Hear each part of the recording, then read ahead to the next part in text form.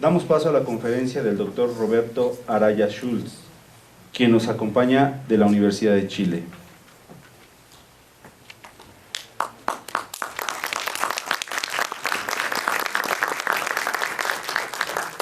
Moderará la conferencia la maestra Silvia González Delgado, a quien le cedo la palabra para dar inicio a esta conferencia.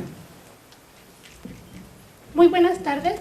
Bueno, para dar inicio a esta presentación voy a leer la semblanza del doctor Roberto Araya. El doctor es doctor en Ingeniería Eléctrica por la UCLA e investigador del Centro de Investigaciones Avanzadas en Educación de la Universidad de Chile. Es asesor de educación del Banco Interamericano de Desarrollo, fundador de la empresa de software Education Automy, miembro del equipo de la empresa de juegos educacionales Braincore, y es además autor de cursos de web de enseñanza de matemáticas por la OEA. Asimismo, en el 2011 recibió el premio The Best Paper Award en Hong Kong. Sin más preámbulo, doy la palabra al doctor.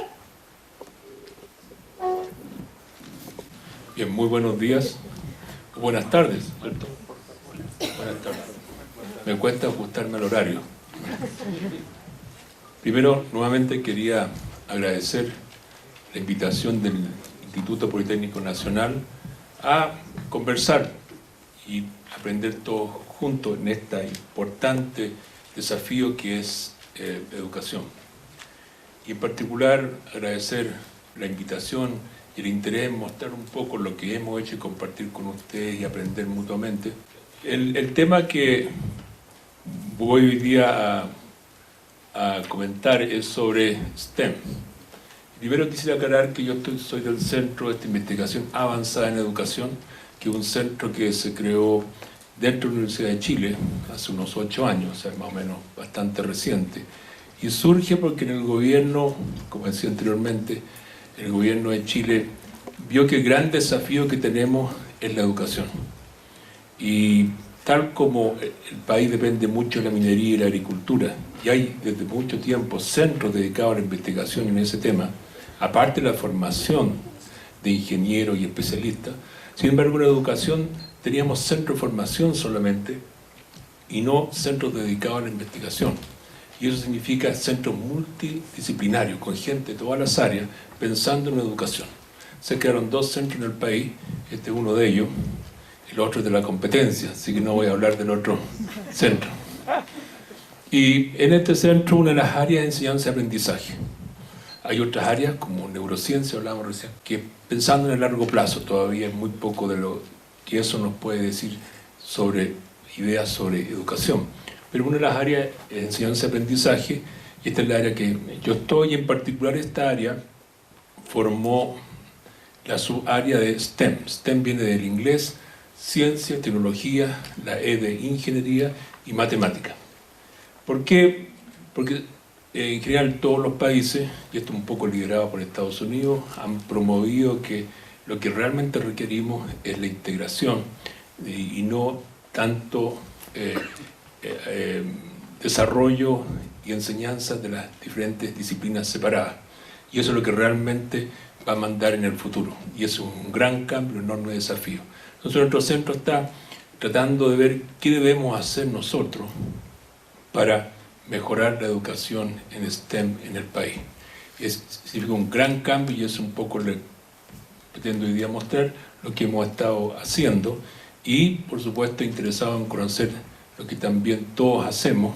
Lo que más hemos aprendido es que gran parte de lo que uno aprende es de otros, y particularmente de otros centros, de otras escuelas y de otros profesores docentes. Esto es aquí. Entonces, el plan es cuál es el problema que queremos tratar de resolver, qué alternativas existen, 3, resultados que ya podemos mostrar de lo que nosotros hemos hecho, y en eso hay que tener mucho cuidado porque hay mucha gente observando detrás, mucha gente, particularmente gente, los políticos, que finalmente deciden las platas que hay que asignar, así que hay que tener mucho cuidado con ello y ajustarse a sus métricas también, porque de esa manera va a significar que podamos seguir aportando en la educación. Y las conclusiones de lo que pretendemos hacer. Bien, ¿cuál es el problema a resolver? Si uno ve estos estudios internacionales de educación, hay muchos, pero yo me voy a restringir a lo que son niños de 6 años a 18 años. Y es lo que principalmente nos hemos dedicado nosotros. Y en educación superior, posterior a eso, por supuesto que hacemos actividades, pero todavía no ha sido objeto central de nuestro centro. Principalmente porque el gobierno ha pedido enfocarse inicialmente en ese segmento, que nosotros llamamos primaria y secundaria, que son de 6 a 18 años. TIMSS, por ejemplo, muestra, así como estudios de UNESCO, estudios PISA, muestra que realmente no lo hemos hecho muy bien, que tenemos serias deficiencias. Por un lado, es desgarrador ver esa realidad. Pensábamos que lo hacíamos mejor, lo hacemos también. Sin embargo, sí ha habido un progreso a través de estos últimos 20 años y también no solamente las mejoras, sino que también la reducción de la desigualdad. Chile es un país muy segmentado socioeconómicamente y las escuelas están muy segmentadas de acuerdo a lo que cada uno puede pagar. Aún los sectores bajos también están segmentados y pueden haber hay una política de copago, que aunque uno pague $1 mensual, bueno, comparado con los otros que solamente pueden pagar $0.50, está muy segmentada, el país más segmentado en el sistema educacional. Sin embargo, en los resultados, afortunadamente, de los desempeños de los niños entre escuelas, no es tanto. Hay otros países, no lo hacemos muy bien, pero no somos los peores. Por ejemplo, Alemania lo hace más mal, Francia, por ejemplo, están más segmentados que nosotros, Israel, segmentados en el sentido del desempeño educacional. Pero nuestros objetivos son dos. Uno, mejorar los resultados, aún medido con esta forma, que uno puede criticar, pero es como la comunidad internacional lo está midiendo, y también reducir todavía las desigualdades que hay, al menos las desigualdades educacionales. Por ejemplo, en PISA, resolución de problemas, que es otra manera de medir, hace poco salieron los resultados, también no lo hacemos muy bien, y también que son lo que se llaman problemas creativos. Esto vino en parte porque se vio que en los últimos años sistemáticamente los orientales han estado top. Corea, Japón, Singapur. Muchos critican que lo que pasa es que se dedican mucho tiempo a esos estudiantes a preparar problemas, tipo de test. Entonces estuvieron trabajando en la OECD en un nuevo tipo de problemas, no estándares, que no están en ningún lado, completamente distintos, se llaman problemas innovadores. Y curiosamente, nuevamente los orientales están arriba. De alguna manera, el resolver muchos problemas un poco con ciertos patrones típicos, ayuda a enfrentar situaciones nuevas, completamente nuevas. Y se reproducen los mismos resultados que en las otras pruebas. Por otro lado, están los nuevos currículos.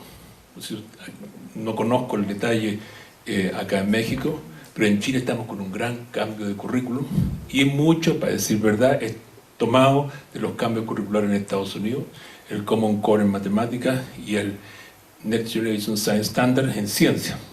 Están muchas de esas ideas ahí, pero si uno ve en Japón exactamente lo mismo, también están tomando muchos esos nuevos cambios curriculares, me ha tocado estar en Corea exactamente lo mismo, en Alemania están incorporando lo mismo, o sea, son muy parecidos estos cambios y hay muchos elementos en común. Y lo que uno puede constatar en todos los países es que ante estos nuevos currículos nadie sabe muy bien cómo enseñarlos, o sea, no es cosa de ir a otro país y ver. Todos están tratando de aprender unos de otros y sobre todo aprendiendo dentro del sistema escolar. Entonces, parte de nuestro interés es también explorar y entender qué podemos hacer para estos nuevos cambios curriculares. Y finalmente está quizás lo más importante, que son las nuevas habilidades y conocimientos para el siglo XXI. Eso es quizás lo central que nos marca, y aquí está esta historia que me parece muy reveladora, es del año 1910 en Inglaterra, está la estadística que habían 3 millones de trabajadores con habilidades que ahora quedarían completamente desempleados. Estos son los trabajadores. Ellos movían el transporte en Inglaterra, movían la agricultura en Inglaterra, eran 3 millones.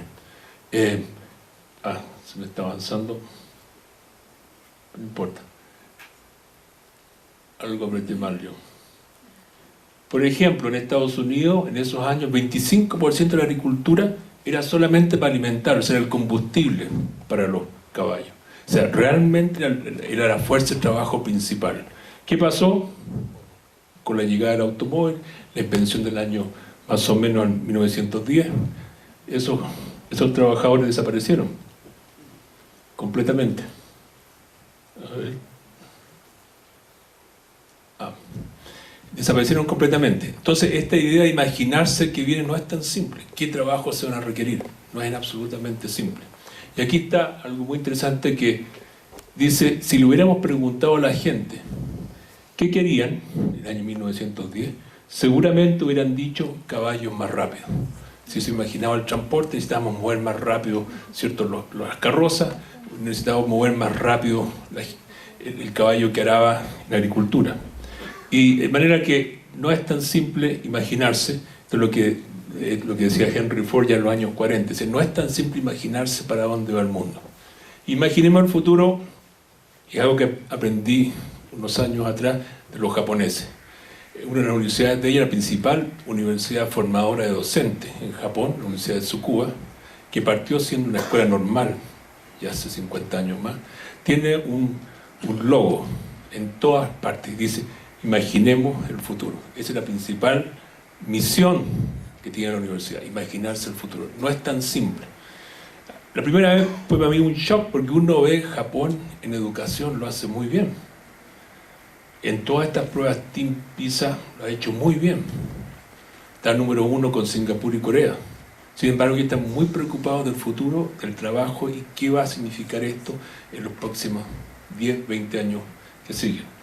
De manera que la principal lección que aprendimos de ella, la número 1, fue esta: imaginemos el futuro. ¿Qué necesitamos para un niño que hoy día está empezando a estudiar, que tiene 5 o 6 años, va a empezar a trabajar con suerte en 20 años más? Y el mundo está cambiando radicalmente. No nos podemos comer a esos niños como nos hemos comido los caballos. Entonces esto es un poco... Ahí abajo voy a dejar esta foto del caballo que nos ayuda a recordar que es una tremenda responsabilidad y mayor que la que tuvieron nuestros antecesores, porque el mundo era mucho más estable.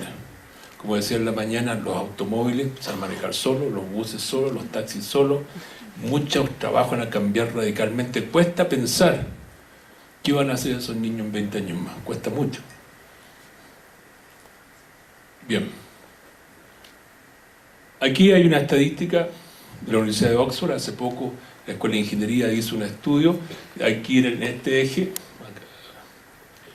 está la probabilidad de desaparecer y aquí hay diferentes tipos de actividades. Hay muchas con una alta probabilidad de desaparecer. Ellos tienen un catálogo de como 1000 actividades y profesiones distintas, cuáles ellos esperan en los próximos 10 años con alta probabilidad de desaparecer. Hay muchas. Eso significa que más o menos más de la mitad de los trabajos van a cambiar, más de la mitad de los trabajos van a desaparecer. Entonces hay un tremendo esfuerzo de pensar cuáles son los que necesitamos enseñar, que muchos de ellos van a desaparecer. Ahí está nuestro caballo, para que no nos olvidemos, ¿cierto?, de la tremenda responsabilidad que eso significa. Ahora, ¿cuál es la respuesta que muchos dan?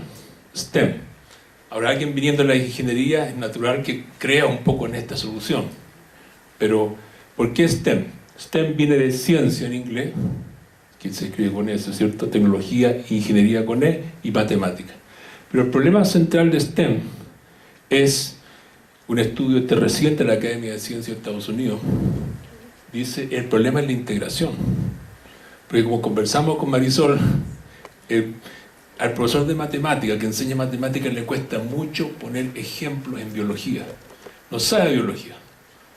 Mi padre, que también era ingeniero, pensaba que biología era memorizar una cantidad de hechos.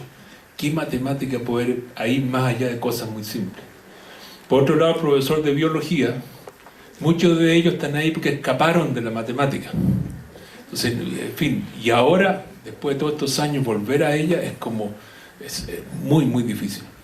Y si ustedes ven hoy día en el MIT, en la Escuela de Ingeniería, todos los ingenieros tienen que tener un curso de biología. ¿Por qué? La industria bioquímica es sumamente importante, la industria con genética es sumamente importante, hay muchas startups ahí. Eso va a cambiar radicalmente la medicina, radicalmente. Sabiendo los genes de cada uno, nos van a poder diagnosticar y proponer tratamientos mucho mejores. La cantidad de cálculos que hay que hacer para eso es enorme. Nunca antes vista la cantidad de cálculos. De manera que ahí hay una oportunidad, pero hay por otro lado un tremendo desafío. ¿Cómo integrar eso? Ese es un desafío y eso es STEM. Ahora, uno no puede ir a Finlandia a ver esto, porque tampoco saben. Ellos están en lo mismo pasa en Japón, tampoco saben. Y nosotros estamos participando en proyectos con ellos, después voy a mostrar un poco lo que ellos han propuesto y cómo estamos entre todos aprendiendo, entre diferentes centros y con diferentes escuelas, en escuelas reales, con niños reales, con docentes en sala de clase, cómo podemos hacer esta integración. Solamente para mostrarle a ustedes cómo hacerlo, aquí en el lado izquierdo están el principal currículum en Estados Unidos, el Common Core. Una de ellas, se lee acá, tengo subrayado, dice aprender a modelar con matemáticas. Está entre uno de los 8 prácticas centrales que tienen que aprender nuestros niños. Aprender a modelar con matemáticas. Y acá está el de ciencia, que lo hizo gente completamente distinta.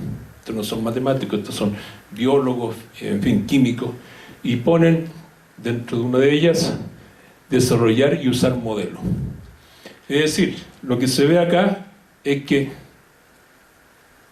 algo pasa. Yo aprieto mal aquí. Todavía no aprendo a usar este dispositivo. Me cuesta aprender. Es un error mío. El pegamento de ambos es modelamiento. Es decir, creemos que ahí parte del desafío es el siguiente. ¿Cómo integrar la ciencia y matemática y ingeniería parte con el modelamiento? Hacer modelos. Y eso no es simple de hacer. Vamos a ver algunas ideas que hemos intentado nosotros y hemos intentado con mucha otra gente, en escuelas, trabajando en escuelas desde niños pequeños, desde primero básico, niños de 6 años, hasta niños más grandes, y con escuelas, en particular el gobierno nos ha pedido trabajar en escuelas vulnerables, será gente con más necesidad, y también en otros países, como estamos tratando de hacer proyectos colaborativos entre muchos países para tratar de integrar y entender cómo enfrentar este desafío de integración. Bien, por otro lado, otro gran desafío es el trabajo en equipo. La escuela nos enseña a todos separados, cada uno, ¿cierto?, hace su prueba separado del otro. En el fondo, aunque el profesor ponga una retórica y lo diga de trabajo en equipo, al final a todos nos miden separados. Es decir, la señal es bien clara. Lo que importa es lo que hace cada uno solo. Sin embargo, y es que en parte en ciencia sí era. Einstein casi todo lo hizo solo, Newton también. Pero aquí está en este gráfico, no sé si se ve muy bien atrás, pero estos son los años, desde el año 60 hasta ahora. Acá está en escala logarítmica para aquellos que sean científicos, pero es la cantidad de trabajos que se están produciendo hechos por una sola persona, y esto hecho por muchas publicaciones con muchos autores. Y estos que están acá son publicaciones que están empezando a emerger, en que la cantidad de autores del artículo son más de 1000 personas. Más de 1000 personas para hacer un artículo. Consideren ustedes que esos artículos típicamente tienen 10.000 palabras. Es decir, si ustedes tienen que escribir algo ahí, tendrán que poner 10 palabras. 10 palabras cada uno. Eso todo tiene derecho a escribir en ese artículo. Es decir, es un esfuerzo enorme colaborativo. Esto nos está mostrando que hay tendencia, aún en ciencia, de que ya no funciona el Euclides que hizo todo solo, o Newton que hizo todo solo, sino que cada vez más son trabajos hechos por muchas personas. Y la pregunta es, aparte de la integración, este otro desafío, ¿qué estamos haciendo en la escuela para el trabajo en equipo? No es simple, absolutamente no es simple, es fácil decirlo, otra cosa es poder comprobar de que efectivamente los estudiantes están aprendiendo a trabajar en equipo. Bien, entonces el problema es ese. Uno, por un lado, para enfrentar estos nuevos desafíos, por un lado mejorar, porque no lo estamos haciendo muy bien los latinoamericanos comparado con otros, pero aún más, ellos también están progresando. sea, aún si progresamos, tenemos que progresar por lo menos más rápido que ellos, a reducir las distancias. Pero por otro lado está esto de integración. Parte del pegamento puede ser esto, el modelamiento, hacer modelos, tanto en ciencia como en matemáticas. Y está el trabajo en equipo. Luego está, ¿qué alternativas existen? Ahí está nuestro caballo, para que no se nos olvide, que es parte... Yo voy a mostrar 4 ejemplos que he seleccionado de cosas que hemos hecho. Que pueden mostrar que hay una matemática detrás y una concepción científica detrás que por alguna razón no han entrado en la escuela, pero pueden entrar sin mayor dificultad. Imagínense ustedes algo muy usado en física, en química, en matemática, en biología, lo que sería un campo, la teoría del potencial. Campo gravitacional, ¿cierto? Campo de concentraciones. Pregunta, es una idea muy poderosa, lo usan muchos científicos. ¿Podemos empezar con esa idea de primero básico? ¿Con niños pequeños? Niños que todavía no saben ni siquiera ver los números. Bueno, se puede mostrar algunas actividades que hemos hecho con ellos. Lo que está aquí es un tablero con números. Y lo que representa cada número es la cantidad de comida. Y decimos desde aquí, de este punto, que está azul, parte una pequeña bacterita o un gusanito. Y él se va a mover cada vez, o sea, el niño tiene que ver que el mundo lo hemos representado por un tablero. Y en cada casillero el número es una cantidad de comida. Y por otro lado hay un movimiento que va a seguir esta bacterita o gusanito. Y el movimiento que si bien parte de aquí, ahora él se va a ir al casillero vecino con más comida. ¿Qué casillero sería? No al 3, quizá al 16 o el 9. A un niño si es pequeño en primero básico, posiblemente atrae bastante, porque tiene el 9, mucho más que tiene el 1 y el 6. O sea, al mismo tiempo estamos yendo al currículum que tiene que aprender a comparar números. Pero por otro lado le estamos diciendo, mira, una manera de representar el mundo con un tablero. Y la cantidad de cosas como comida con números. Y luego hay que seguir un mecanismo y va a llegar al 16. Y una vez en el 16 buscaré qué es lo que es más cercano. Y más cercano, o sea, tiene más comida dentro de los casilleros vecinos. Me va a llegar al 24, ¿cierto? Ustedes me van a creer que la gran mayoría de los niños primero básicos pueden hacer esta tarea. Y aún más, la encuentran entretenida. Comparado con la tarea tradicional que le dan a los niños, le dan una lista de ejercicios de pares de números y diga cuál es mayor. 40 ejercicios durante el día o para mañana. Claramente después del segundo o tercero de ese ejercicio es bastante aburrido. O sea, ¿qué sentido tiene estar comparando números? Sin embargo, acá lo que están viendo es qué trayectoria sigue el gusanito. En otros casos, nosotros le decimos, mira, cambiemos ahora, a ver si podemos extender esto. En vez de ser esto, la cantidad de comida es la intensidad del olor. Y lo que hay aquí, en esta posición, es un perrito, un perro. Y él se va a mover donde hay más intensidad de olor. ¿Por qué? Porque anda buscando en algún lado hasta el hueso. Hay un hueso escondido. Se va a llegar a una trayectoria y lo que va a encontrar el niño es una cosa así. Esa es la trayectoria. Y ahí ya llega lo que un matemático diría un máximo local. O sea, no hay cómo moverse en el entorno donde uno mejore. Quiere decir que ahí entonces donde debería haber estado el hueso. Este mismo ejercicio uno puede cambiar después, en vez de ser un animalito, puede ser una piedra, y los números en vez de ser intensidad de olor o cantidad de comida es la altura, y en el fondo estos son colinas y una piedra que va cayendo y que ahora va bajando. Va cada vez bajando, ¿cierto?, localmente y va a describir una trayectoria. Y llegamos a lo que sería como un campo gravitacional. Es decir, lo interesante es que hemos podido introducir conceptos clave en ciencia y en matemática desde niños muy pequeños, sin dejar de lado, ¿cierto?, lo que dice el currículum tradicional, que es comparar números, que es parte de comparar números.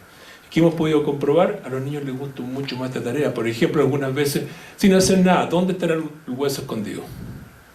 O dibújame un tablero en que hayan 2 huesos escondidos en 2 lados distintos. Es decir, lo estamos introduciendo a la modelación del mundo con tablero, donde los números representan diferentes cantidades y la noción de integración en un potencial, que es lo que hacen ya los estudiantes superiores, y en el fondo está integrando lo que sería una ecuación diferencial. Eso es lo que está haciendo en el fondo. Y ya podemos partir con esa idea, sembrar esa idea, esa manera de pensar ya en primero básico, o en kinder incluso, si los números llegan a lo más hasta 9. Bien. tomar un segundo ejemplo. Este ejemplo lo hemos desarrollado con muchas escuelas, con muchos profesores, en conjunto hemos aprendido mucho, llevamos por lo menos unos 8 años o más en este ejemplo, y es básicamente algo muy importante en estadística y se llama también inteligencia artificial. La pregunta es, ¿pueden niños pequeños, esto lo hemos usado de tercero básico en arriba, o sea, niños como de 9 años, ¿pueden aprender ellos quizás los algoritmos más esenciales en inteligencia artificial y en aprendizaje por máquina, se llama Machine Learning? ¿Pueden hacerlo? ¿Será atractivo para ellos? Podría ser algo también, conversamos con Javier, algo muy importante, que sea emocionalmente atractivo, o sea, realmente quieran poner energía en esto. Ya vimos el primero que entre comparar una lista de números, quién es mayor, versus encontrar a dónde se va un perrito, aunque esté matemáticamente haciendo lo mismo, el desafío intelectual y afectivo es muy distinto, muy distinto. Bueno, aquí va entonces este caso. Estas son unas cajitas, un montón de cajitas, y adentro de esas cajitas hay unos casilleros blanco y negro. Esto se juega en equipo, inicialmente lo hicimos todo así con cajitas. Al abrir la cajita, uno mide la cajita, por ejemplo, es una cajita celeste, con cierto ancho, largo, en fin, y adentro hay 12 números, cada uno con blanco y negro. Por ejemplo, yo, como estudiante, tengo que tratar de adivinar si mi casillero, que es el 1, es blanco y negro. Silvia, ¿cierto?, que está, por ejemplo, a cargo del 2, en la cabeza tiene un número 2, como en el fútbol tiene un número 2, tiene que tratar de adivinar si su casillero va a ser el 2 blanco-negro. Y así, todos pueden jugar. Si el curso tiene 30, pueden haber 30 casilleros. Ahora, la primera vez uno sabe cómo adivinar, no sabe. Pero al ir tomando datos, más cajitas, esto está hecho que la forma en la caja tiene algo que ver con el color de mi casillero. Y el problema es descubrir ese patrón. Ahora, lo hicimos en algunas escuelas años atrás en que no había mucho internet, además había un computador por saca de clase, entonces los niños lo hacían en papel e ingresaba uno de ellos, era el capitán del equipo, ingresaba lo que sería la predicción de cada niño, de cada uno, yo en mi casillero 1, Silvio en el casillero 2. Tuvimos actividades en que 10.000 estudiantes simultáneamente están jugando en esto en diferentes escuelas simultáneamente. No solamente escuelas, vamos a ver, en Chile nos coordinamos con escuelas incluso de otros países, todos jugando esto. Una vez que se llevó esto a internet, en que aparece, vamos a mostrar, aparece una cajita y hay que cada niño tiene que adivinar y tiene 1 o 2 minutos para predecir cómo hace su cajita blanco y negro. Inicialmente uno no sabe y puede apostar tres cosas. Mi casillero va a ser blanco, o mi casillero va a ser negro, o no sé. Si dice no sé, le regalamos 1 punto. Si dice que es blanco o negro y se equivoca, 0 puntos. Y si le acierta, le regalamos 2 puntos. Eso es todo. Y ahora, la gran mayoría de los niños lo ven un juego simple, pero, si uno empieza a hacer ciertos gráficos, hay ciertos gráficos que hay que hacer, y ordena la información, se puede dar cuenta que hay un patrón. Yo en mi casillero 1 y Silvia en su casillero 2, mucho antes que si es desordenado. O sea, el valor de estructurar la información y tratar de graficar es una tremenda diferencia. Y aún más, uno además puede apostar lo siguiente, puede apostar con una regla, lo que sería creer cuál es mi patrón. Por ejemplo, mi patrón puede decir, cada vez que la cajita es celeste, entonces mi casillero, que es el número 1, es negro. Si yo soy capaz de describir esa relación, y si le acierto, gano 4 puntos. 4 puntos, mucho más que de la otra manera. Pero si pierdo 4. Se tiene que estar muy seguro y no disparar cualquier relación. Lo que está acá se llama en inglés Machine Learning, en castellano uno lo traduce como aprendizaje por máquina, o sea, máquina inteligente que encuentran patrones. Es el gran nuevo algoritmo de los últimos 30 años en muchos de los algoritmos de inteligencia artificial para reconocer rostros. Muchos de ellos todavía no enseñan educación superior, pero se puede introducir. Pues se puede introducir ya desde tercero básico y los niños lo vean como un juego. Ok. Aquí, esos son niños de como cuarto básico jugando en la escuela. ¿Sí se ve bien? Vean ustedes el enganche emocional. Han apostado. Esa es una clase de matemática. Eso es lo que uno puede lograr. Ellos han buscado, cada uno ha calculado su patrón, ha tenido 2-3 minutos, todos han apostado, están esperando el resultado que se abre y es el enganche emocional que se logra. Es decir, podemos ver de que acá hay otros, no los voy a ver, todas estas son imágenes que han enviado los profesores, los mismos docentes en esas escuelas. Imagínense que algunos de ellos son cientos de escuelas jugando simultáneamente. Acá está una lista, en la última vez que jugamos, cantidad de escuelas, solamente en Chile jugando el mismo día simultáneo, habían cerca de 600 escuelas jugando, en todo el largo de todo el país y varias de otros países también. Es decir, en este juego simultáneamente, sincronizadamente, que se va viendo como, después digamos de cada abertura de caja, que son como unas 20 veces, se va viendo cómo va cada escuela respecto a otra escuela. Y de manera que, ahora hay escuelas que normalmente siempre lo hacen mucho mejor, y nosotros tratamos de comparar y poner la escuela de uno con lo que se llaman rivales relevantes, o sea, escuelas del barrio, que uno siente que, por ejemplo, si nosotros vamos a jugar fútbol, sabemos que con Argentina no tenemos mucho que hacer, o sea, generalmente nos ganan, y para qué vamos a pelear con, es decir, para qué nos vamos a frustrar, y si por ahí llegamos a ganar, ya, cierto, hay 2 días de paro en todo el país. Entonces, no es un rival relevante, y si sistemáticamente nos muestran que Argentina nos gana, ¿cierto? Y aquí Daniela nos puede decir, ese fin, no vamos a frustrar. Pero aún así, aunque realmente siempre nos gane, es un juego muy entretenido. Lo que sí a nosotros nos preocupa, por que otros hermanos fronterizos, que sea Perú el que nos gane. Porque eso sí que es algo que ahí va el orgullo nacional. Entonces no puede ser que los peruanos nos ganen. Y lo que nosotros debemos poner aquí, lo que se llama una inteligencia afectiva emocional, es mostrarle a cada escuela sabe cuáles son sus rivales relevantes. Y si uno de esos nos está ganando, algo tenemos que hacer. No puede ser. Y se produce un efecto de colaboración en la sala de clase de los niños muy distinto. Entonces, parte de la inteligencia de esto es poder lograr la motivación. Esto es lo que se llama Machine Learning, y es un poco por lo que ganamos en Hong Kong años atrás un premio por cómo introducir estos nuevos conceptos de STEM, integrando miles de salas de clase al mismo tiempo. Y miles de profesores, miles de docentes, que el juego partió como algo muy grueso y con el aporte de miles de docentes se fue perfeccionando. O sea, detrás de eso hay un trabajo de mucha gente. Otro modelamiento, aquí se puede ver, estos son estudiantes como de 16 años. Esto es lo que se llama una catapulta trebuchet, es un torneo entre varias escuelas, todos con casco, pero ahí veo que una niña se lo sacó. Es una profesora que está comentando. El problema es, aquí están varias preguntas que se hacen en línea, todos responden en tu smartphone, que es la predicción de lo que va a pasar. Un trebuchet, una catapulta que tiene varios parámetros a cambiar y hay que lanzar la pelota lo más lejos posible. Ese es el torneo. Hemos tenido muchos torneos de eso. Uno tiene que ver cuántas piedras le echan los baldes. Primero tiene que armar esto, que se usa estos típicos andamios de construcción. Están hechas las especificaciones, los estudiantes se ponen como media hora en armarlo y hay varios parámetros que ellos pueden cambiar. Aquí hay un diagrama, hay 4 parámetros. Si uno no es ordenado y nos lleva a unas tablas Excel, imposible que gane, imposible. Entonces uno ve el efecto de producir un modelo matemático en directo. Primero que todo, este es un problema sumamente relevante para estos adolescentes. Todos están muy motivados, no hay nadie que yo haya visto con déficit atencional en esas clases.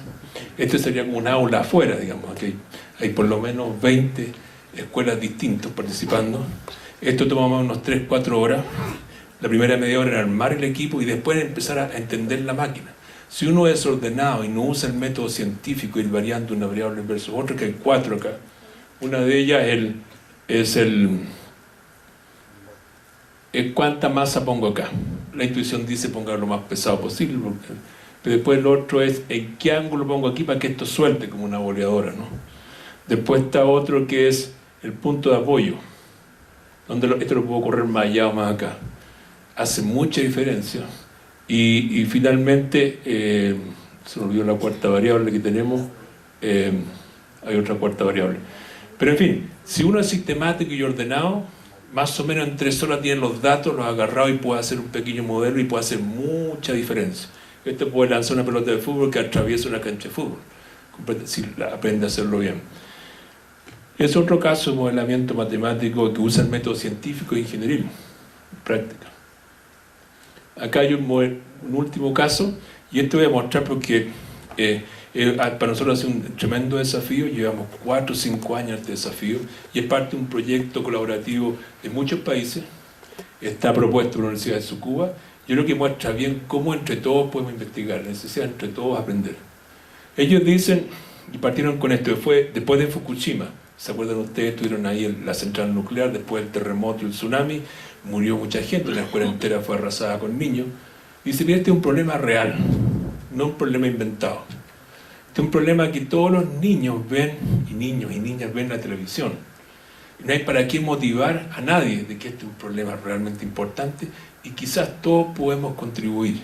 Y aunque no hagamos una tremenda contribución, ya reflexionar sobre este problema nos va a ayudar a estar mejor preparados para la próxima vez. Entonces el problema motivacional desaparece completamente. El problema es cómo usamos este fenómeno para desarrollar todas estas habilidades del siglo XXI, que incluye modelamiento matemático. Desarrollamos ciencia, tiene que tocar el currículum de ciencia, el de biología, el de ciencia de la tierra, el de física y por supuesto que el de matemática. ¿Cómo hacerlo? No sabemos. A pesar que los japoneses, están número 1 en todas estas políticas nacionales, dicen nosotros no sabemos, es algo nuevo, no lo hemos hecho nunca antes así. Y en vez de hacerlo solamente ellos, dicen, invitaron a gente de muchos países, entre medio a sus medios archienemigos, los coreanos, que han tenido varias guerras ahí, y también gente de Singapur, Hong Kong, en fin, Rusia, Estados Unidos, México, también ha participado, y algunos otros latinoamericanos como Perú y Chile, que son los que están en la PECA, un proyecto APECA, Preparación para Emergencias se llama. Y la idea es prepararse para el futuro, que es su logo, usando un STEM integrado. Lo primero que me impactó a mí, bueno, yo conocí la manera de hacer investigación educacional de los japoneses, lo conocí aquí en Monterrey cuando fue el ICME, creo que el 2008. Me tocó ver un japonés que le trajeron una serie de niños de un curso, que por supuesto creo que era un quinto básico, estaba en un teatro en Monterrey. Por supuesto que los niños mexicanos no tenían idea de japonés. Llegó un profesor japonés que tenía un traductor al lado que era pésimo, pésimo. Y dije, aquí, ¿qué va a pasar? ¿Cómo lo hace este profesor? Sin embargo, me extrañó ver que enganchó con todos los estudiantes. Sacaba unas cositas como que hay que adivinar de unos sobres, unos ciertos patrones, y aún más, vi cómo se preocupaba que aún, no solamente los rápidos entendieran, sino aquellos que tomaban más tiempo, que todos entendieran. Dije, este me parece un método completamente distinto. Completamente distinto. Años después me tocó participar en estas actividades en Japón. Esta es una escuela asociada a una universidad. Aquí no sé, realmente es de loco esto, porque todos estos son profesores que durante toda una hora están parados, mirando una clase. La clase, no sé si se alcanza a ver, yo estaba atrás, por suerte soy alto, y podía mirar, ahí, no sé si se nota, ahí está el curso de pequeños como de cuarto básico. Todos estos son profesores mirando. Todos ellos tienen previamente una planificación de la clase, o sea, saben lo que va a hacer ese profesor. La están siguiendo, como una partitura, cuando está siguiendo cada paso que están haciendo. Y este es el método de estudio de clase y clases públicas en Japón. Acá, entonces lo que nosotros hicimos fue, a principio de año definimos un problema, a mitad de año cada grupo de cada país presenta una lección con evidencia. En este caso vamos a aplicar este método en el caso de desastres naturales. El primer año fue sobre terremotos, el segundo año fue sobre huracanes o tifones, como llaman ellos, y así, cada año hay un problema. 6 meses para trabajar en la escuela, diferentes grupos, desde ruso a coreano, y después presentamos lo que hemos hecho en las escuelas con los docentes, por supuesto, no solamente investigadores, con docentes que íbamos a presentar. Después de eso, 6 meses más, ahí mismo recibíamos retroalimentación, y posteriormente había que hacer una presentación con niños japoneses. O sea, en una escuela en Japón, presentar lo que uno ha hecho con niños japoneses. Entonces, a fin de año se presenta lección y se escoge uno para clase pública. Ellos tienen varias, esta noción de clase pública es que primero llaman clase abierta. Clase abierta es que el profesor hace clase y vienen, por ejemplo, todos los apoderados, los padres. 3 veces al año, por ley, deben hacer eso todos los profesores. Y los padres son complicados, porque cada padre está preocupado de su hijo. Y después le dice al profesor, ¿por qué lo trató así a su hijo? Parte de lo que tiene que, de la práctica del profesor, es saber manejar esos conflictos. Por otro lado, están clases abiertas en que asisten todos los profesores del mismo nivel, todos los de cuarto básico. Aún si uno hace arte, va a la clase de matemática, dice el profesor. Y después están clases abiertas por la misma asignatura. Todos los profesores de matemática de la escuela van a ver una clase. No hay evaluación docente como nosotros tratamos de hacer en Chile, que cada uno tiene que resolver en una prueba llenando casillero, que según yo es tan absurdo como elegir la selección de fútbol de México con una prueba cierta escrita seleccionando casillero. Es muy difícil que seleccionando, aunque alguien sea experto en la historia del fútbol de México, otra cosa es jugar con la pelota y hacerlo bien. Y en la práctica docente pasa lo mismo. No es tan fácil de medir esto en papel. De manera que ellos dicen, no, esa no es la manera. La manera son con estas clases públicas. Y uno obtiene retroalimentación inmediata de los más profesores. Esto es lo que yo aprendí un poco al principio ahí en Monterrey. Aquí, por ejemplo, tengo una clase en Tailandia. Mi primera experiencia fue, atrás no sé si se ve, están todos el anfiteatro, los profesores, como ustedes están aquí están los niños, y la primera vez me dijeron, yo soy parte del panel, pero si yo no entiendo nada de tailandés. Me dijeron, no importa si el profesor es japonés, y él va a hablar en japonés. Y va a haber traducción simultánea a estos niños, por supuesto de japonés a tailandés. Y a mí me tocaba estar en un panel, como aquí Silvia tenía que comentar la clase. Y dije, ¿qué puedo hacer? Me pilló totalmente de sorpresa. ¿Qué puedo hacer yo, digamos? ¿Qué están aprendiendo estos muchachos? Que creo que eran de segundo básico. Bueno, uno puede aprender mucho, enormemente, sin necesidad de saber ni tailandés ni japonés. Uno se da cuenta de quién atiende o no, están haciendo tarea o no. Uno se da cuenta de quién está entusiasmado o no. La parte motivacional, engancha al profesor, van enganchados, motivacionalmente están todos esos niños. Y puede adivinar más o menos qué es la tarea. Así que puedo hacer efectivamente mis comentarios, pero lo que más aprendí es que hay mucha reglamentación que uno puede dar, muchas ideas, y aprendí mucho de los demás panelistas, del profesor y de muchos docentes. Esta que está acá es típicamente, este es el teatro de una escuela en Japón. A mí me tocó estar en la galería atrás. Está lleno de docentes que vienen de muchas escuelas, una clase pública. Aquí adelante están los niños, se ve. Hay cámaras que proyectan, algunas de ellas en el cuaderno, lo que está haciendo a veces cada niño. Eso uno puede ver ahí en la proyección, el cuaderno de algún niño. Adelante está el profesor, no sé si se ve bien, pero aquí debemos haber 500 docentes mirando la clase, pero obviamente cada uno recibe su partitura, que significa qué es lo que va a hacer esa clase el profesor, que es 1 o 2 páginas, y terminada la clase se hace un panel, el profesor defiende un poco lo que logró y lo que no logró y por qué, y después los panelistas, los 4 o 5 panelistas comentan. Ese es el método. A veces incluso una misma clase la proyectan por video streaming, y hay hasta, he visto yo, 8.000 profesores siguiendo una clase en tiempo real, sincronizado, y muchos de ellos han mandado sus comentarios, 8.000 profesores. Ahora, ¿qué hicimos en incendios forestales? Incendios forestales, que fue el año pasado, el desastre que nos tocó ver, que a nosotros nos toca muy de cerca. Este que está aquí, el Congreso en Chile, el Congreso, y hay un incendio que casi se nos come hasta el Congreso, más de 10.000 casas se quemaron. Es un problema mayor en verano, es muy seco, y casi llega al mismo Congreso. O sea, los políticos realmente estaban muy preocupados, porque es su lugar donde operan. También es distinto que hubiera sido lejano, ¿cierto? Pero realmente llegó muy cerca del Congreso un incendio enorme. Pero es un problema realmente relevante, y fue el año pasado. Hubieron muchos equipos trabajando en ese problema.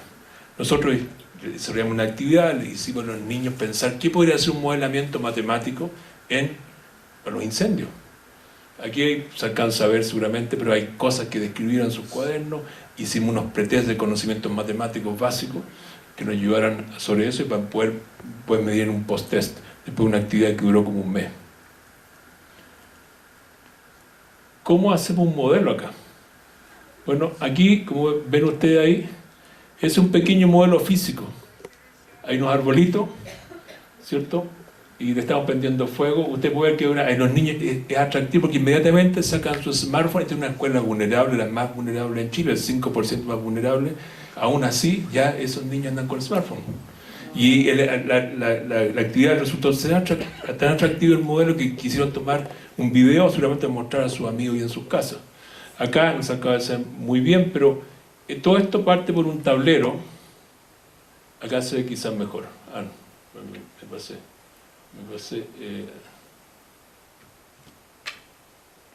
Lo que está aquí es una manera de representar altura que los niños tienen que medir. En el fondo va a producir lo que sería un campo, en matemática dirías un potencial de altura.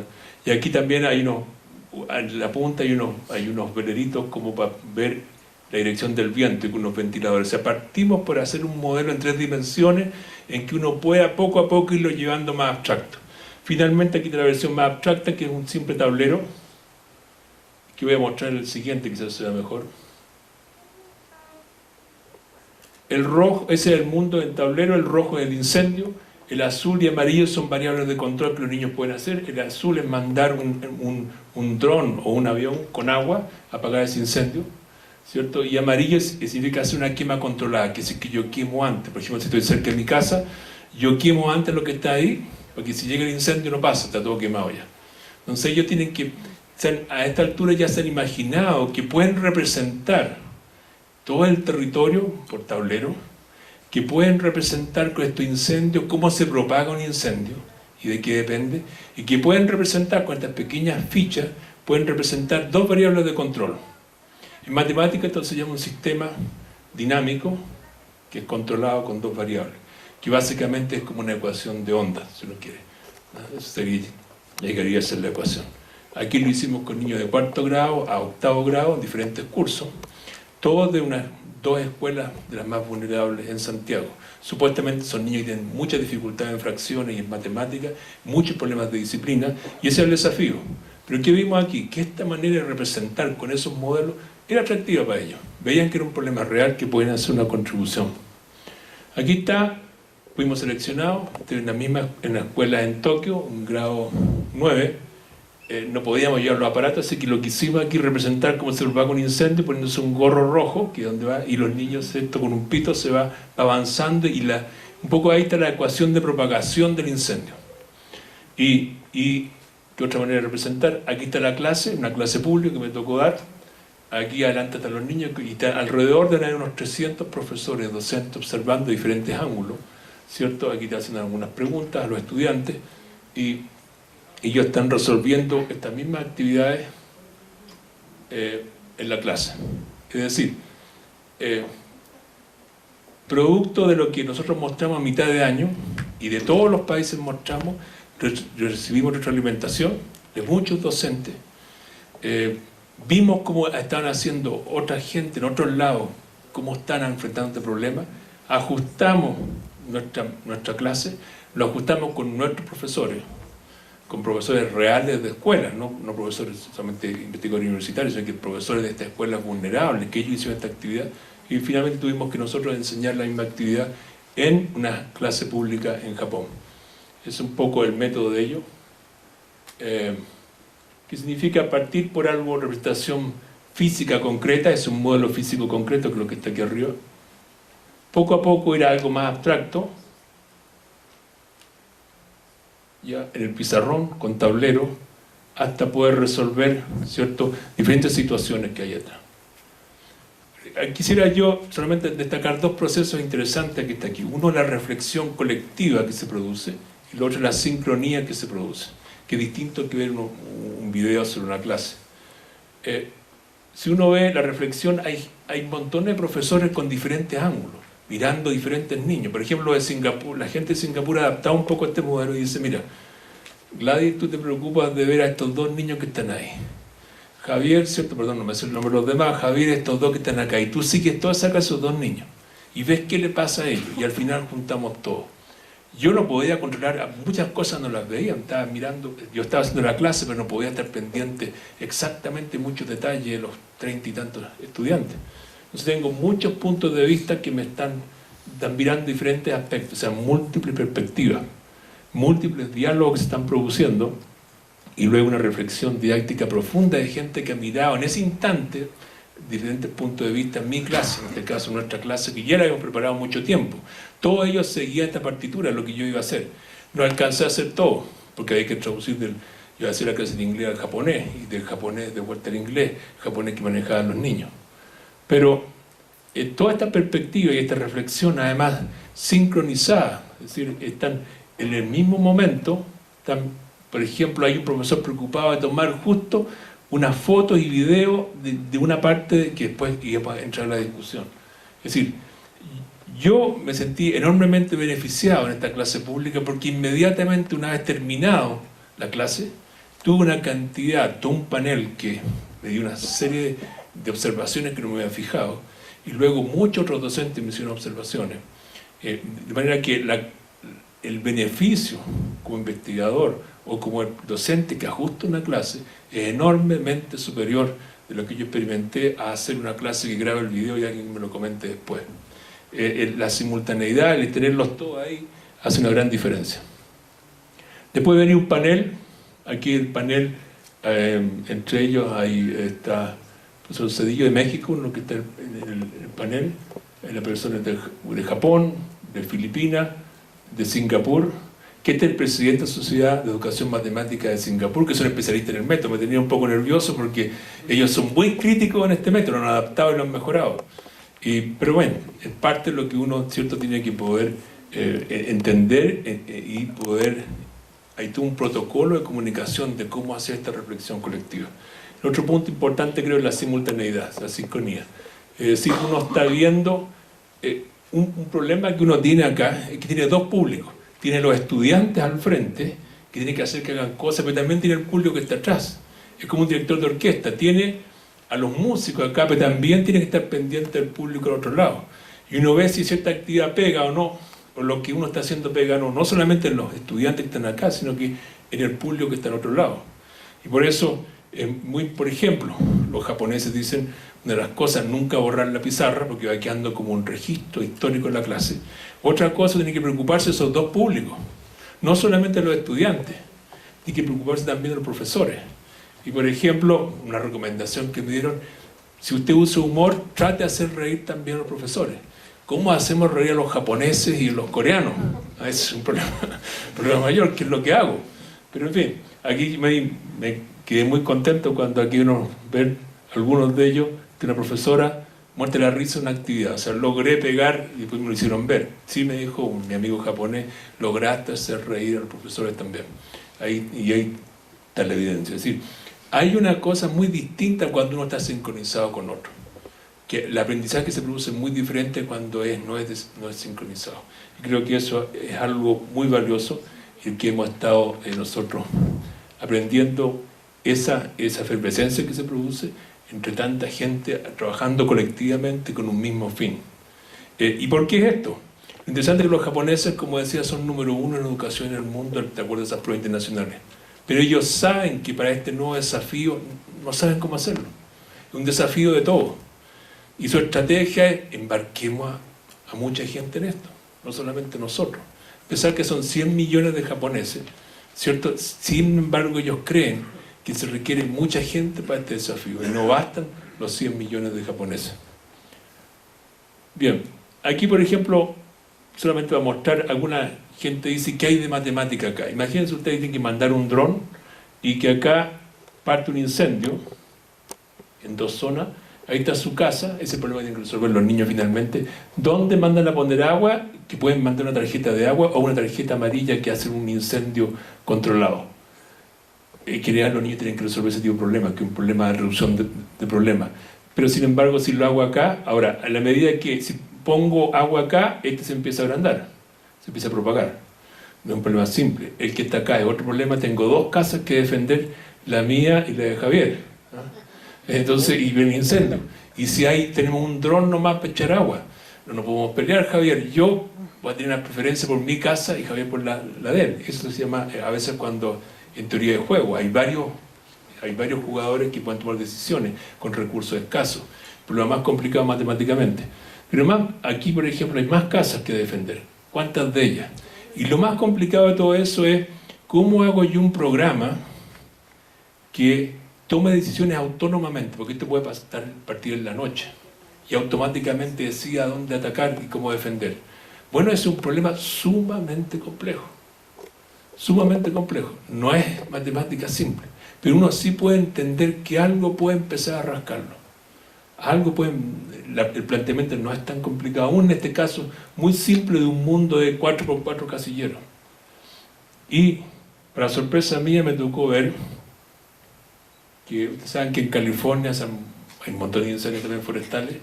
Me tocó ver que hay un grupo de la Universidad de Berkeley que está trabajando justo exactamente en ese problema. Me tocó ver el noticiario y pues contacté a la gente. El programa se llama Fuego, así en español, y están haciendo programas con dron para poder atacar justamente ese problema. Hay varias gente de doctorado en ingeniería y en física en UC Berkeley trabajando justo en ese problema. Ven que es un problema realmente importante con un montón de implicaciones. Resultados. Vamos a ver cómo estoy en el tiempo. ¿Cuánto me queda? 10 minutos. Bueno, muy rápido el resultado. Esto, por un lado, es fabuloso. Nosotros nos entretenemos mucho. Hemos visto que los estudiantes progresan, pero los políticos nos dicen: pues tenemos que mejorar la PISA. Y tenemos nosotros unas pruebas nacionales, tenemos que poder mejorar. Nosotros estamos trabajando con varias escuelas. Voy a mostrar solamente con varias escuelas. Por ejemplo, trabajamos toda una comuna muy vulnerable en Santiago durante todo un año con muchos docentes. Y tenemos las pruebas nacionales estandarizadas que nosotros no controlamos, ni diseñamos, ni las tomamos, ni tampoco las toman las escuelas. El ministerio manda evaluadores y las controlan, y tenemos que poder mejorar. Muchas de estas actividades estamos nosotros 2 veces a la semana en todos esos cursos haciendo actividades con los profesores, monitoreando cómo van cada uno de ellos. Mucho es por el computador, mucho podemos ver cómo va cada curso haciendo y el avance semana a semana, pero solamente para mostrar, y podemos saber que un árbol, cómo van avanzando en diferentes partes del currículum. El computador nos manda en cualquier minuto, todas las semanas, por ejemplo, ahí está el componente número, álgebra, en fin, cómo van avanzando de acuerdo al currículum, cada uno de los cursos. Al final, y muchas de las actividades que hacemos son algunas con matemática, otras con ciencia, y tratamos algunas de ellas de esa integración, torneos, pequeñas competencias entre escuelas. Al final, podemos estar contentos de que más o menos hemos logrado lo que aquí está, no voy a saltar los demás, pero un efecto de 0,26 desviaciones estándar. No sé, ustedes conocen como una manera de medir los efectos, pero uno ve en esas pruebas estandarizadas nacionales cuál es la media del país y cuál es la desviación estándar, cómo se distribuye. La idea es que uno pueda subir en esa escuela cuántas desviaciones estándar, ¿cierto?, de las que tenían típicamente esas escuelas. Es más o menos una manera estándar que usan mucho para medir el efecto que uno logra en el aprendizaje de los niños. Nosotros más o menos logramos esto tomando varios miles de niños, por 4 años hemos logrado subir en esas pruebas lo que serían 0,26 desviaciones estándar. Es el efecto que hemos logrado en los cuartos básicos, que es lo que se mide en el país. Esto es matemática. Y aquí este gráfico muestra que mientras los cursos, más actividades cada niño hace a la semana, más logran subir. No es la relación estricta, pero sí un poco, si los niños logramos que hagan más actividades de estas, que muchas de ellas define el profesor. La gran mayoría logramos subir, en este eje está la subida que se logra al tener más actividades que estas en el año. Ahora, ¿cuánto es? Mucho, poco, 0,2, 0,25 de desviaciones estándar. Bueno, aquí hay un estudio de la Universidad de Harvard que nos puede ayudar, que en varios distritos en Estados Unidos, lo que está en el eje horizontal son la cantidad de años de profesor, el primer año, segundo año, tercer año, años de práctica del profesor después de terminado, y esto es cómo le va, en cuánto mejoran los niños, los estudiantes. Y en general son varios distritos, que hay varias decenas de escuelas en cada distrito, varios años, Más o menos un profesor lo hace subir a la medida que el profesor va agarrando práctica, pero más o menos como al tercer año ya se estaciona. Es decir, un profesor aprende mucho los 3 primeros años y logra que eso se note en los estudiantes. Logra, y más o menos lo que logra son entre 0,1 y 0,2 desviaciones estándares, esa es la mejora. Es decir, un profesor logra, más o menos eso es lo que logra subir con su experiencia. Es decir, nosotros estamos logrando algo en la parte superior de lo que logran los profesores. Aún más ellos han visto que si uno toma el cuartil superior de los profesores que logran mejores desempeños en Estados Unidos y toma 3/4 de los demás profesores y los saca del sistema y clona esos profesores que son el cuarto que tiene mejor desempeño y pone ese cuarto, digamos, en todo el sistema escolar, cosa que es imposible de hacer, sería carísimo y no hay gente para eso. Pero si lo lograra hacer, logra mejorar 0,33 desviaciones estándar, esa es la estimación. Es decir, que es un trabajo imposible de hacer. De manera que lograr 0,26 es bastante. Estudios en otros países muestran que en algunas condiciones uno puede lograr esa cantidad de subida. Es decir, podemos dejar más o menos tranquilos a los políticos que los niños no están perdiendo el tiempo lanzando pelotas de fútbol, ¿cierto?, en una cancha, sino que eso efectivamente se produce, aún con las métricas que ellos utilizan, puede lograr, y aún con los profesores que nosotros tenemos, no hay ningún profesor que se haya salido del proyecto, ni haya sido echado, ni cambiado. Aún en esas condiciones, si lo pensamos bien, podemos hacer un efecto. Ser un trabajo colectivo de muchos, puede lograrse el efecto que es más o menos esperado en estas condiciones. Ok, los caballos, eso para que no nos olvidemos los caballos de nuestra misión. La metáfora del huracán creo que es muy interesante porque hay un profesor de Stanford que dice, mire, estos cambios en el sistema educacional vienen de muy antiguo. En realidad, a mí me tocó ver el Museo de Comenius, no sé si conocen a Comenius, en el año 1600, fue como el padre de la didáctica. Tiene un libro que se llama Didáctica Magna. Y él propuso una clase centrada en el alumno, cambiar la sala de clase, me recordaba ayer cuando veía las sillas con ruedas y de colores, propuso muchas cosas muy parecidas, que los niños investigaran, el profesor investigara, está todo eso escrito, más de 400 años atrás. Entonces está en la República Checa, yo fui a visitar el museo, fascinante. Pero le pregunté a mi amigo checo cómo se va a hacer de clase. Bueno, igual es que en Chile y en todos lados, filas y columnas y el profesor, ¿cierto?, dictando y todos los niños anotando. ¿Qué pasó? ¿Qué pasó en esos 400 años? ¿Dónde está lo que propuso Comenius? Lo mismo después de Dewey en Estados Unidos propuso grandes transformaciones, y particularmente enseñanza de matemáticas y ciencias. Sin embargo, si uno ve hoy en día, no ha pasado nada. Según Larry Cuban, profesor de Stanford, dice, esto es como un huracán. Los políticos y gente dice que hay que hacer grandes transformaciones en educación y es un gran huracán. Peor que Patricia, creo que el último que pasó por acá, peor. Pero el aula está en el fondo del océano. Ahí no pasa nada, son peleas a alto nivel, pero el aula no ha cambiado en los últimos 400, 500 años, muy poco ha cambiado. Es sumamente estable. Y otro profesor que también de Stanford, que se llama Lavery, que tiene un libro muy interesante que dice, alguien tiene que fallar. Y dice, mira, aquí hay 2 problemas detrás. Yo creo que tiene mucha razón. 2 problemas. Uno es que las aulas están aisladas unas de otras, profesores aislados. A lo más nos juntamos como nosotros aquí una vez al año. No están conectadas, a diferencia de otras profesiones, que están muchos ingenieros están trabajando en un edificio, están al lado de otro y viviendo. Aquí cada profesor está aislado de los demás. Si un profesor logra algo mejor, el del lado ni siquiera sabe. Unos suben, otros bajan, entonces en promedio, por la ley de grandes números, unos suben, otros bajan, el promedio es estable, no cambia mucho. Porque no hay comunicación en tiempo real entre profesores. Ese es un problema. Y es muy distinto de irse a una central nuclear, y pone ese ejemplo. En la central nuclear, cada unidad, si algo falla, impacta en la de más allá. Se nota al tiro el impacto de uno sobre otro. Por tanto, la gestión se facilita porque uno sabe cómo impacta uno en otro. En la escuela es débilmente acoplada, muy débil.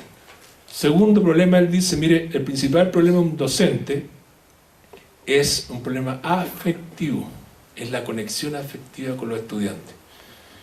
Como docente, uno tiene que tratar de conseguir que los estudiantes presten atención y enganchen la situación. Eso es lo más difícil de lograr. Y si uno, después de unos años, encuentra algunas pistas y va mejorando, es muy difícil que entonces, porque alguien venga alguien de otro lado, que puede ser de otra escuela o de una superuniversidad, y me diga que hay que hacerlo distinto, es muy difícil que ese profesor cambie, porque ya ha encontrado su manera de enganchar con el estudiante con diferentes estrategias. Entonces el sistema por eso es muy estable. Y aún más, es muy diferente a otras profesiones. Digamos, por ejemplo, un médico o un dentista. El paciente llega con un tremendo dolor, lo que quieren que lo atienda. En este caso, el caso del profesor, lo que llega es un niño que lo que quiere es estar con sus amigos. El que lo manda obligado al principio, la gran mayoría son los padres. Entonces, ¿cómo lo engancho? El problema de engancho afectivo, emocional es mucho mayor. Por lo tanto, es algo que tenemos que poner mucha atención. Uno, integrarnos más, reducir la aislación. Y esto se puede hacer ahora, hoy día, con tecnología. Se puede reducir el aislamiento y con clases públicas. Las clases públicas son muy efectivas, pero caras. No podemos llevar a todo el mundo constantemente a otras clases. Así que, quizá un poco la metáfora final es que es como un enjambre, un banco de peces, cada uno una sala de clase, como se puede imaginar como un avión, cada uno que tratamos de llevar a un cierto sentido y creemos que es mejor lo que se requiere para el nuevo siglo, ¿cierto? En 20 años más, cada uno una sala de clase y queremos que todos vayan para allá. Pero hay un problema. Cada uno de esos peces, que sería un avión, no lo maneja solamente el piloto, que sería el profesor. Cada pasajero tiene su joystick y también hace cosas y está tratando de llevar el avión a su manera, que son los estudiantes. Cada uno quiere hacer sus propias cosas. Entonces, el profesor, la principal herramienta que tiene para conducir su sala de clase es afectivo. Convencer a esos estudiantes de alguna manera de enganchar en un cierto sentido. Porque cada uno de ellos tiene su joystick y puede estar haciendo otras cosas. Puede estar llevando, ¿cierto?, la nave en otro sentido.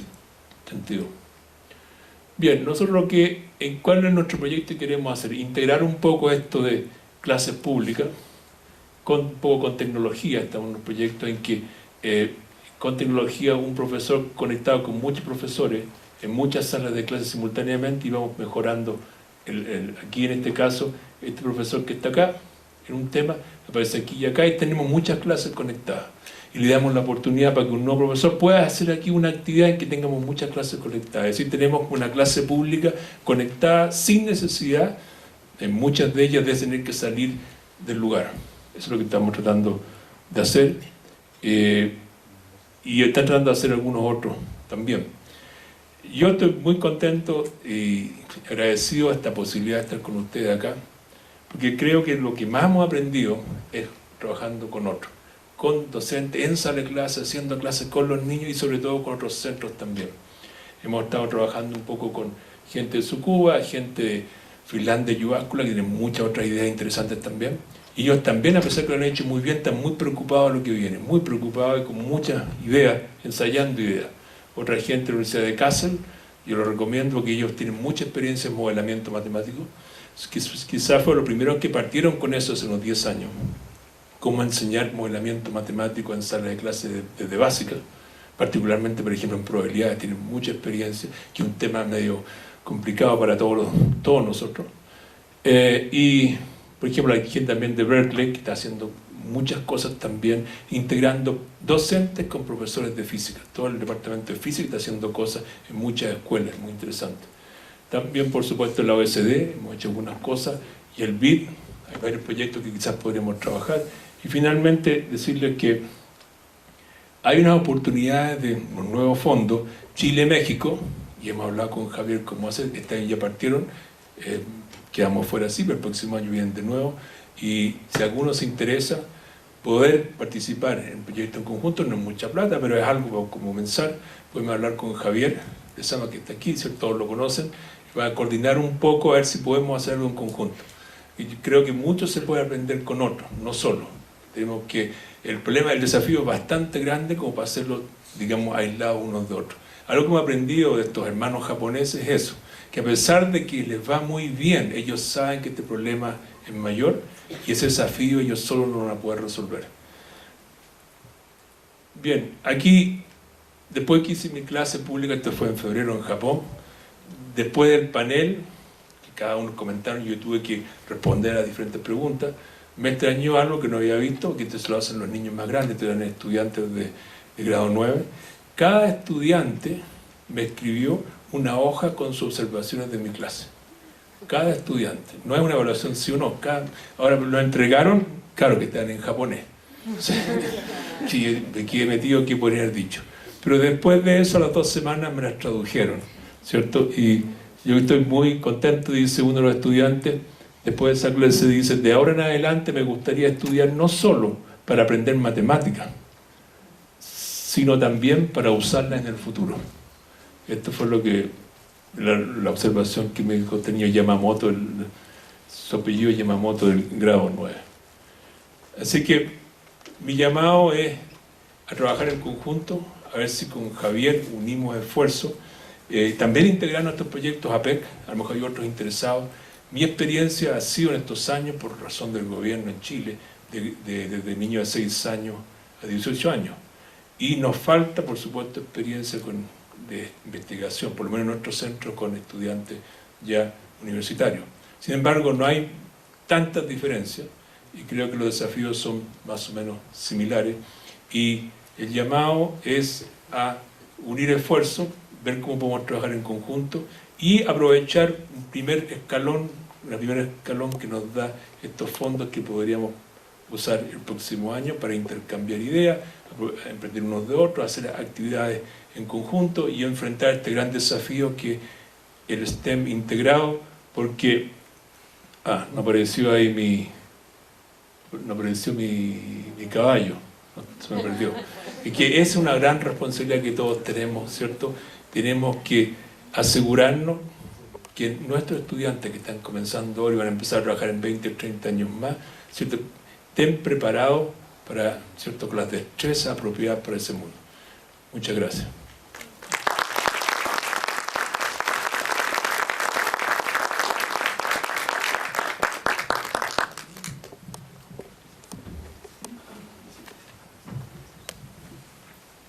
Bueno, doctor, vamos a dar paso a las preguntas. Aquí tenemos una del maestro Ángel Pineda Vázquez, de Six Milpa Alta. Dice, ¿se puede enganchar emocionalmente? El cálculo diferencial e integral en licenciatura y a la vez ligarlo a la biología y ciencias de la salud, ¿sí y cómo?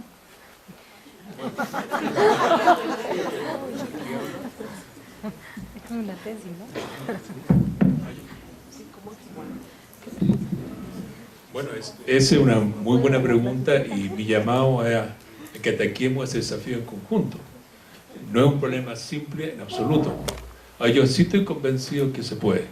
En cada tema tiene que haber, no es algo simple de seguir una receta fácil. Otra cosa que hemos aprendido de los japoneses es la paciencia. No hay soluciones rápidas. Esto, por ejemplo, los incendios forestales nos tomó un año, montones de equipos en diferentes países desarrollando cosas. Eso es lo que hicimos nosotros, pero otros hicieron varias otras. Y hubo mucha opinión, intercambio de ideas. Ahora, ¿qué hemos hecho, por ejemplo, nosotros en biología? Una de las cosas que... Una es un tema central en biología, y aquí está Marisol que nos puede decir o no, pero que aparece en los currículos, es la evolución, selección natural. ¿Cómo explicamos ese mecanismo de selección natural, esa lucha darwiniana, dicen algunos?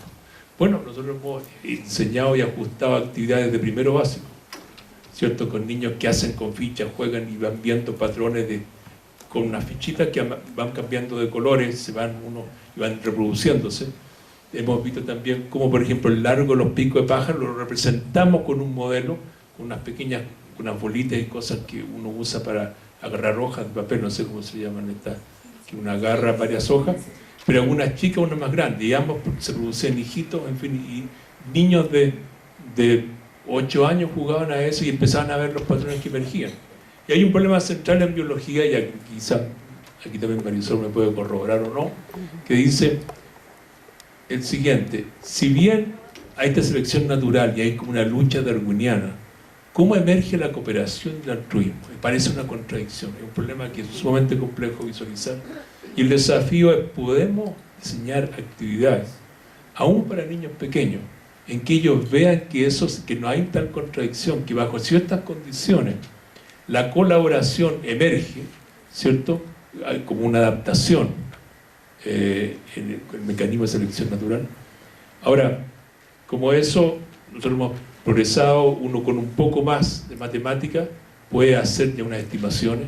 Son problemas sumamente complejos, hay gente, y esto lleva a ecuaciones diferenciales, a cómo van evolucionando diferentes rasgos en la población.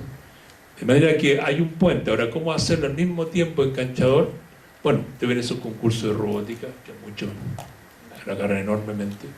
Hacer que una máquina haga ciertas cosas, reconozca patrones y se desplace, es un problema bastante complicado, requiere muchos algoritmos, hay bastante cálculo detrás, análisis numérico, algoritmo de inteligencia artificial. Yo creo que hay un mundo, hay un enorme desafío, y a veces sí, uno tiene que hay ensayo y error para ver qué pega más emocionalmente que no. A veces pequeñas actividades que uno cree que no tendrían mayor efecto, tienen un tremendo efecto. Y otras que uno puso mucho cariño y amor, ve que no agarra a nadie, salvo uno, digamos. Entonces se da cuenta que no es tan claro y requiere muchas personas desarrollando las actividades en muchos lados para ir viendo que agarró o no. Por ejemplo, nosotros hemos estado trabajando en unos cohetes de agua, que es una simple botella plástica desechable, se le echa una cantidad de agua y se le bombea con un bombín de su bicicleta y se pone un gancho y a cierta presión se saca el gancho cuando llega a cierta presión. La pregunta es, ¿con cuál proporción de agua el cohete llega más arriba? Que puede llegar hasta unos 7 o 8 pisos. A todos los estudiantes, desde 7 años hasta 20 y más, a todos les sorprende. Y pues todos quedan maravillados. Hay un fenómeno extraño ahí. Pero otra cosa es explicarlo. ¿Cómo entender la conservación del momentum? ¿Cómo entender la conservación de energía que está ahí? La ley de los gases que está ahí. Uno puede hacer actividades de niños pequeños hasta niños más grandes. Con niños pequeños no se puede quedar con modelos físicos concretos, y hemos descubierto algunos de ellos que a los niños les encanta además esos modelos, y estudiantes más grandes ya pueden, por ejemplo, ver álgebra, sistema de ecuaciones entre eso, e incluso bastante más. Es decir, dependiendo del nivel, uno puede ajustar esa actividad. Sin embargo, lo que quiero decir es que esto no es algo resuelto. No es algo que para cualquier actividad tengamos una actividad que enganche emocionalmente. Hay mucho que hacer y mucho que aprender en conjunto. Así que es un llamado a aquellos que se interesen de explorar cómo lo podemos hacer. Creo que hay mucha gente en el mundo pensando exactamente lo mismo, diseñando actividades, viendo qué pega o no emocionalmente y qué aprenden o no, porque después está el post-test para ver qué realmente aprendió ese estudiante.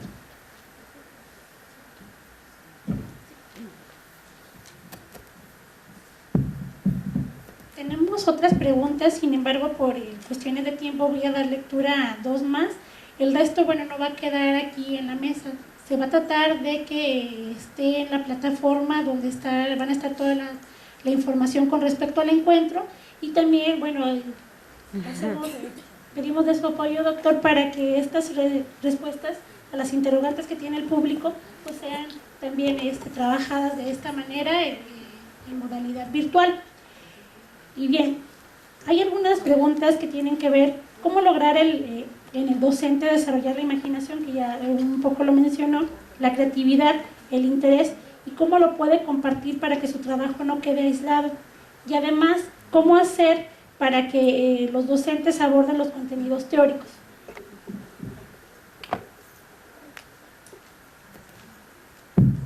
Bien, como es, las preguntas parecen muy, muy relevantes, y quizá la solución que yo veo, la única solución, es que trabajemos en conjunto. Es decir, algo que hemos aprendido de eso, que uno no la sabe toda, que se requiere especialista en la materia, se requiere especialista en educación sobre la materia, se requiere docente y se requiere estudiante. Y se requiere mucha gente trabajando en esto para ir viendo y perfeccionando. En la medida que hay algo teórico, normalmente proviene en la historia del desarrollo de esa teoría, aunque sea muy abstracta, proviene de algunos primeros problemas mucho más prácticos y concretos. Algunos que tuvieron los griegos, los romanos u otros, o en el Medioevo, incluso después del Renacimiento, vienen de problemas concretos que la gente intentó solucionar. Uno se puede agarrar a esas ideas, ¿cierto? Esas principales ideas. Pero hay muchas otras que van emergiendo hoy en día. Hoy en día tenemos nosotros una tremenda oportunidad, y principalmente porque al ser un mundo cada vez más digital, con más sensores, hay muchos más teorías y conceptos que se están aplicando en problemas reales, muchos más. De manera que, por ejemplo, reconocimiento de rostro, problemas sociales, que eso nos interesa a todos. Un problema que una vez en estadística estuvimos mirando qué hacer, por ejemplo, con adolescentes, Intentamos muchas cosas, lanzamos dardos, en fin, muchos profesores intentamos muchas cosas, hasta que alguien nos dijo, oiga, pues si la adolescencia es lo que nos atrae, ¿qué es lo que nos atrae? El sexo opuesto en general, eso es lo que nos atrae. ¿Qué podemos hacer? O sea, hasta que llegamos a un estudio que replicamos, ocurrió replicar la sala de clase, y esta fue la siguiente pregunta. Y nos tocó hacer y la ensayamos aún en los cursos con más problemas, niños de 14 años, 15 años, llamado el curso H de un liceo, que era el curso que no querían hacer nada. Normalmente, yo entré a las primeras clases, muchos estudiantes escuchando música y decía inmediatamente, profesor, yo para esto no sirvo, póngame inmediatamente el 1, que en Chile significa la peor nota, y yo no lo molesto a usted, ni usted me molesta a mí. Eso es lo que, esa es la actitud que había en ese curso. Bueno, finalmente tomamos alguna de estas ideas y la ensayamos. ¿Cuál fue el problema que propusimos? El problema es el siguiente, que a lo mejor, yo me imagino que a ustedes también puede ser interesante. La pregunta fue, ¿quiénes son más celosos, los hombres o las mujeres? Uno inmediatamente ve que toda aquella que eran niños y niñas, inmediatamente despertaron con el problema. Por supuesto, cada uno tenía su opinión. Ustedes pueden imaginarse qué opinaban las mujeres y qué opinaban los hombres. Cada uno quería expresar su caso, contar su experiencia. Pasó a ser hasta un poco de karma y grupal, digamos, había que dedicar una clase entera porque cada uno quería contar sus casos. Pero el problema es que después venía, bueno, pero ¿cómo podemos ver si hay un patrón aquí que sea independiente del caso de cada uno?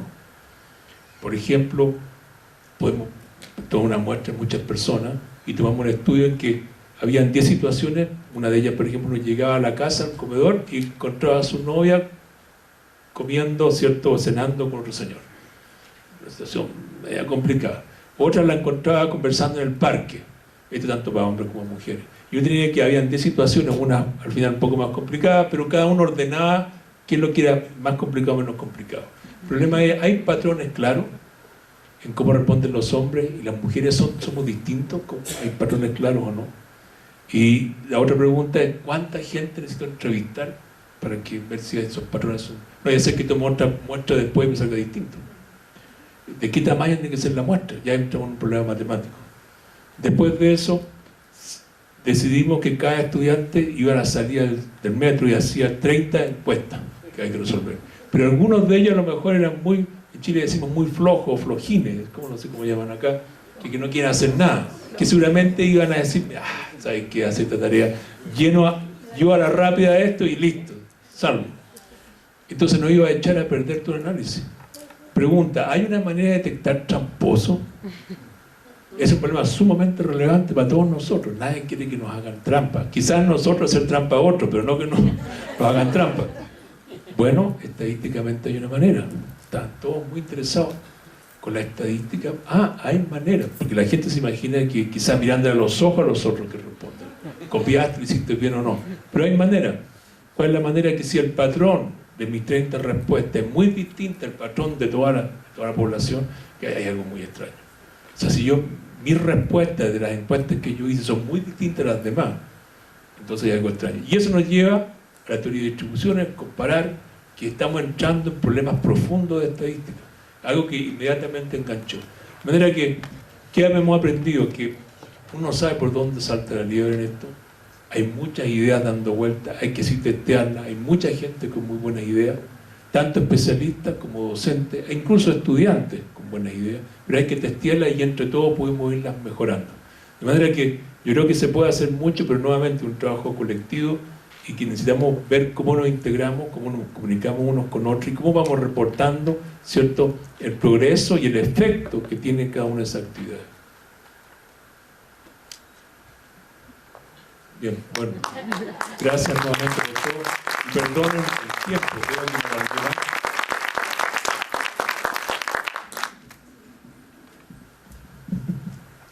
Agradecemos al doctor Roberto Ayala Schultz en reconocimiento de su participación en el Instituto Politécnico Nacional. Le hace entrega de una constancia por su destacada participación y por las aportaciones que enriquecen los objetivos de este encuentro.